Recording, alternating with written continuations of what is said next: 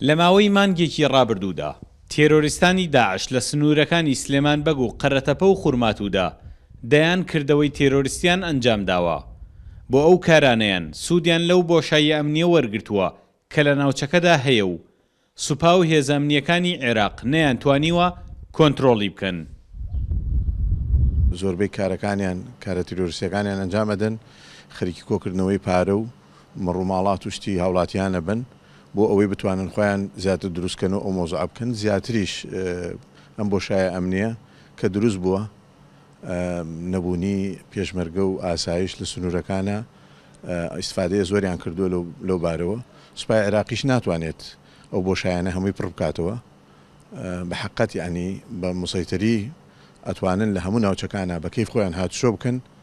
بە تایبەت ئێمە لە سنووری ئێمە لە سنووری قەرەتەپە ئێستا 34 بارگای ڕئیسیان داناوە ئەو بارگە ڕئیسیانە بۆ حەوانەوەی خۆیان و تەکوینکردنی خۆیان و هیچ هێزێکیش نەچۆتە سەریان و ناتوانێت بچێتە سەریان. تێرۆریستان کە قۆناغی خۆڕێخستنەوەیان تەواو کردووە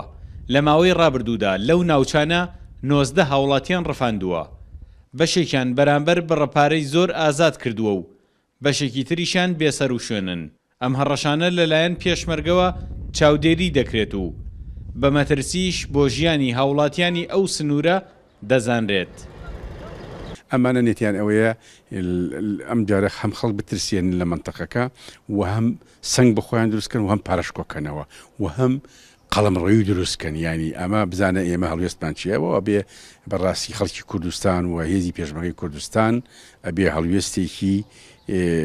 بیۆرانەی هەبێ چۆن لە شەڕی داعشا پێشەنگ بوونە داعشیان تێشکاندووە و ئەمە ناوچەیەکە لە ڕووی بڵین بەرفراوانیشەوە لە ڕووی قوڵاویشەوە ناوچەیەکە بۆ ئەوان بۆ هێزی پێشمەرگە هیچ نییە من پێم وایە لەبەرەوەی ئەمە ئالێرتیا جوڵە ناکە هیچ مەترسیەک بۆ پێشمەرگە دروست ناکات پێشمەرگە ئەتوانێت بە ماوەیەکی زۆر کورت ئەم ناوچەیە لە تیرۆریستانی داعش پاکاتەوە. بەپێی زانیاریەکانی کورتسات نیوز ئەو تێرۆریستانە پاشماوەکانی داعشن خۆیان ڕێکخستووەتەوە و لە ئێستادا لە ناوچەکانی پەڵکانەی باشووری سلێمانبەگ و